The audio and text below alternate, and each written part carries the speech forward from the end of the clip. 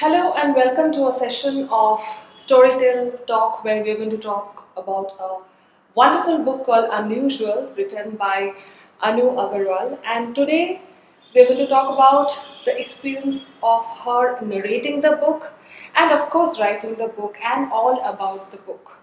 Welcome Anu to Storytell. Thank you so much for having me here. Anu, we would really want to start with the book.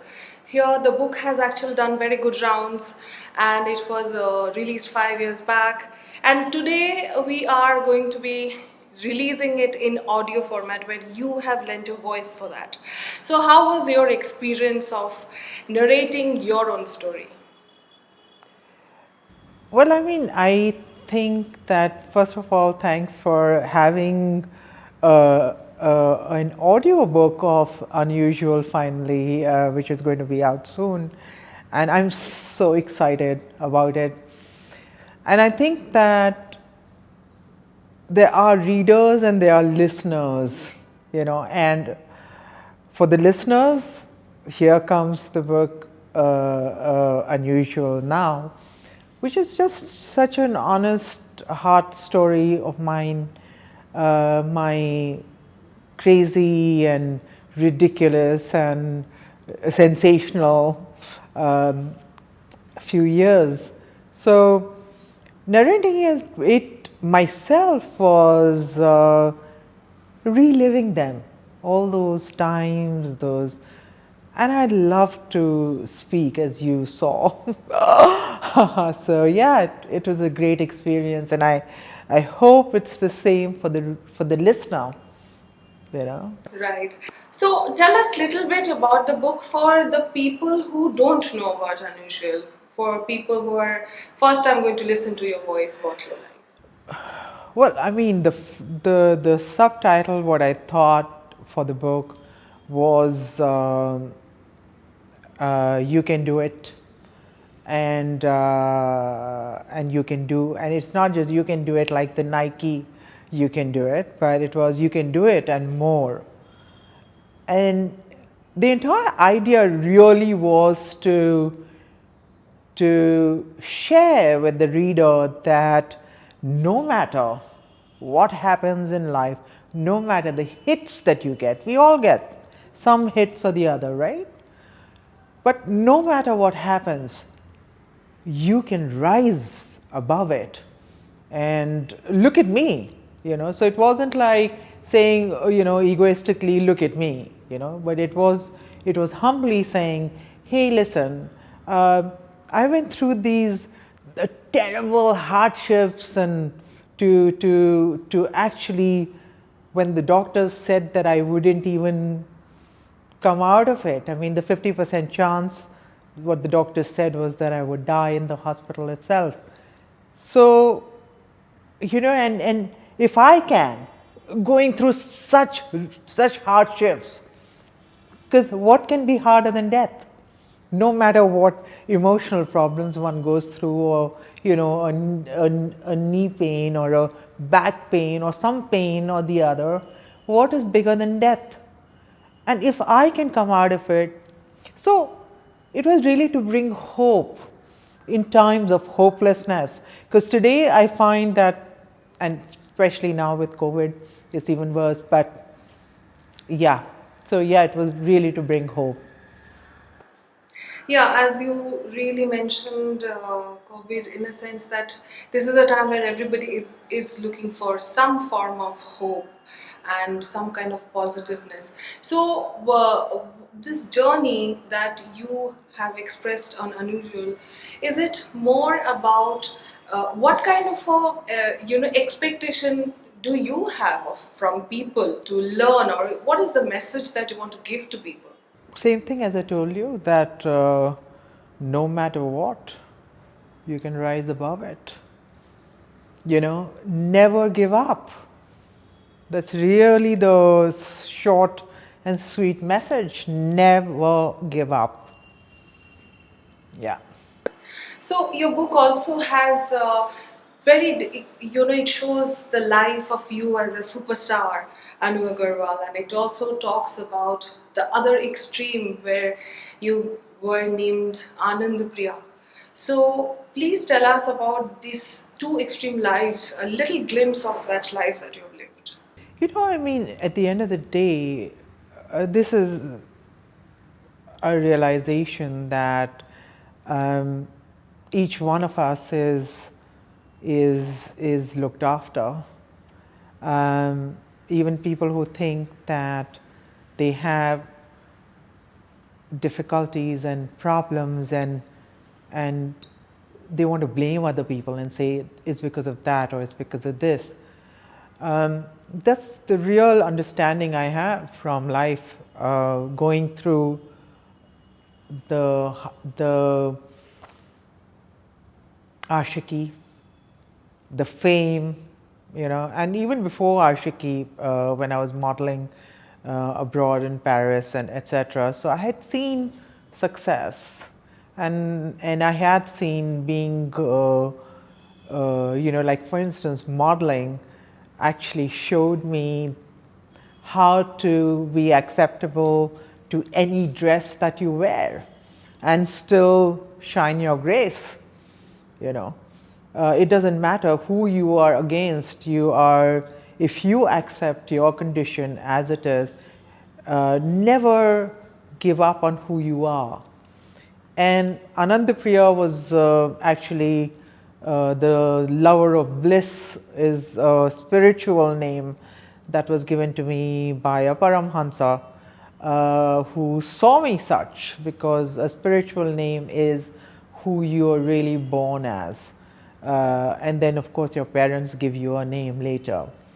So Anandapriya is, in fact, the name I remembered after um, I came out of the coma, and you know, we were having in my house. My mother was having Mahamrityunjay mantra jap, which is basically to ward off the evil of death.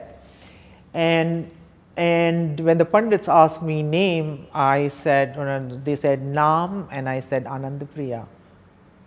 And I did not know the name Anu. So that's how deep spiritually I had gone, and I had got connected with my own spiritual name, which now I'm not a name. Now I feel like you call me any name, I'm still love. Wonderful. So, what you think? What is the thing that helped you heal, or what is the thing that you've gone through so much crisis and so much death? As you said, it was such an extremity that you faced. What is that thing in people that brings about this healing within themselves? Like, I knew from day one that I will heal. And I don't know how I knew that. That's spiritual knowledge. When you know that you are looked after, you are connected to the universal super force, then what is there to worry about? So these are all passing phases.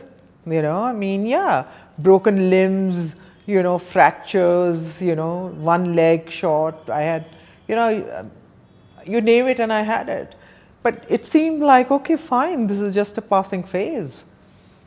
And just the confidence in the love that one has and one has received and is receiving. I think that's where like they say, that each being is born spiritual. So we are all born spiritual, and we have just gotten away from who we are.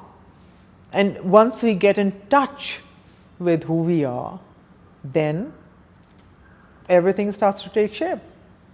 It's as simple as that.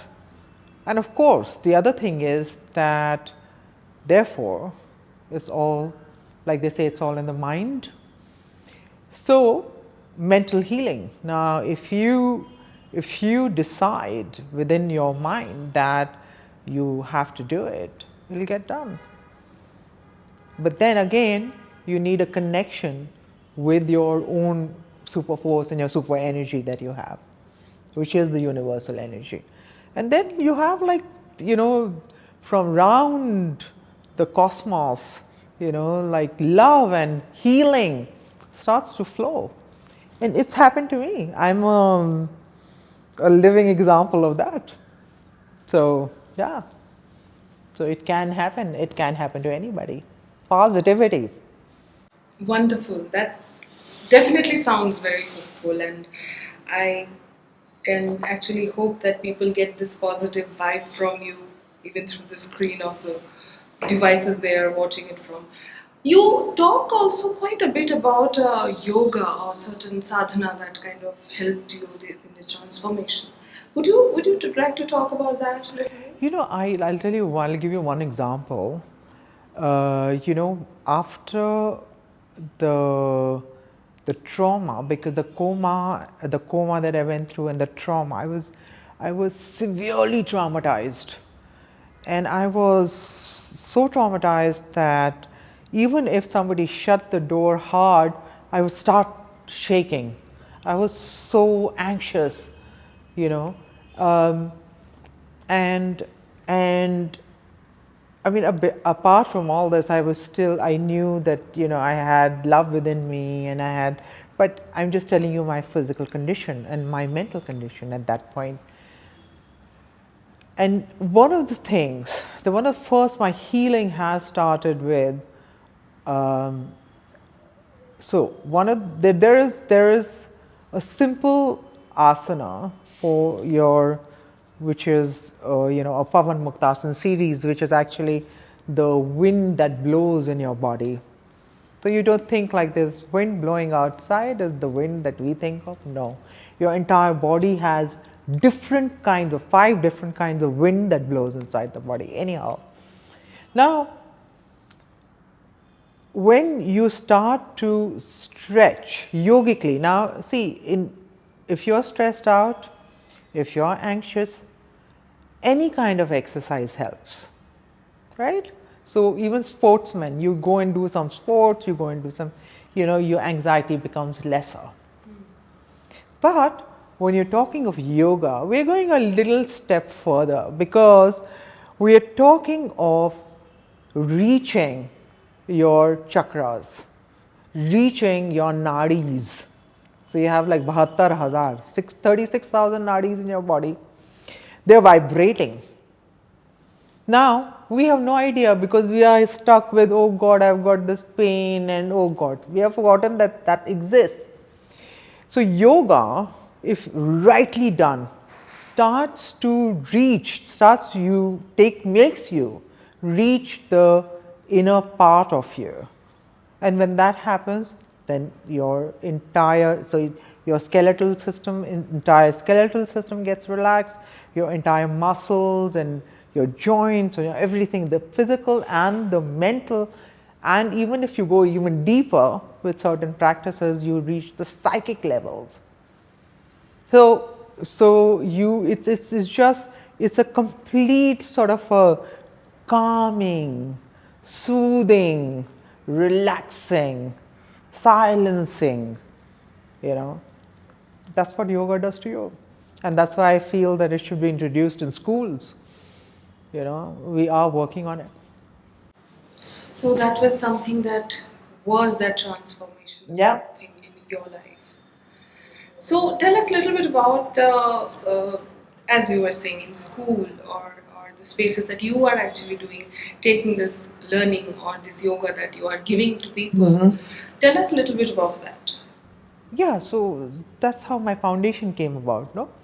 And so firstly, when I started to heal, there were doctors who were getting quite shocked. I mean, nicely shocked, but they were shocked. Firstly, 3 years after my accident, they thought that I could have probably died, because they had said that I'd be a vegetable case, and I would probably cop it. In 3 years is the gestation period they had given me.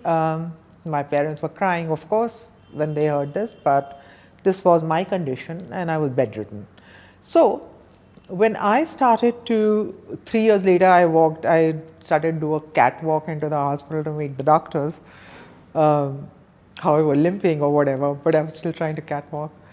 And they just saw me, and they were like, they sprung up their chairs. They're like, what? She's here. Anyway, so I just like headed straight to all the workers, because I just wanted to thank them, that all the staff and the para staff, that the nurses, and so I wanted to thank them, and I couldn't even speak at that time. So I was lisping. I was lisping for quite some time. I was talking like a baby for 3 years. Ah, yeah, like this. And I used to call my papa Fafa because I couldn't pronounce the P. I still can't totally, but I can almost. So, and then they said that, look, how did this happen? And I said, this has happened through thinking that it'll happen. And they said, oh, you are in the yoga ashram, right? And I said, yeah. And as this was happening, few years later, I decided that I should start to spread it around. Who do I start with? And I am a social worker, right? I did a master's in social work before I became a model and all that. So I was working with the United Nations at that time. And so for me, working for the people and always came first. Like, that's what really got me going. That was my dream. It was not to become a movie star. In fact, I did away with the Miss India, Miss World contest. I said, are you crazy? I'm not going to walk on the ramp and body on stage and say, I'm the most beautiful girl. Look at me. You know what I'm saying? So I was just like, no, I want to work for the people. So I started to.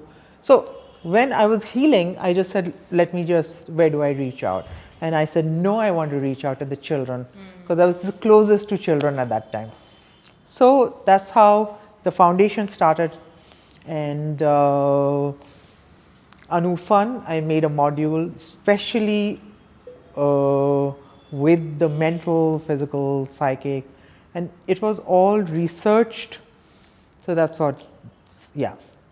So we in the book are going to be listening to a lot more about you, your life as a film star, and then your life as a yogi and the things that you're doing as a social worker. But there are a lot of instances in the book which I came across while we were narrating, when you were narrating and we were recording the book. And you have changed some of the names of Yeah. those people. But what was there any reason to do that, or how were you looking at it? Well, there were two reasons for that. It was very conscious. There were two reasons for it. One of the reasons was that, not that I'm like I'm not demeaning anybody. I'm not saying bad things about anyone, but I still want to protect people's privacy, and because a lot of people I knew 20 years ago, their lives have changed. They've moved into something else, and I just wanted to respect that. So I decided to change their names. Like, maybe I was dating a guy I've talked about, but he's married and has children now, and I don't want to bring that back to his children and to his family. So I just decided that let me just change the name for that. And secondly, I also wanted it for people. I know it's not the way marketing is normally done, because I was told, hey, listen, like, the big names, where are they? Why do like, even my editor asked me, he said, like, why aren't you putting the big names? And I said, no, because I want people to read it and focus on the reading rather than get taken away by, like, oh, this guy is there, oh, that big girl lady is there, oh, the big, and there are. So I just decided to change the names. Also, the Swamis, I didn't want to name the Swamis. I changed their names as well, as you have seen.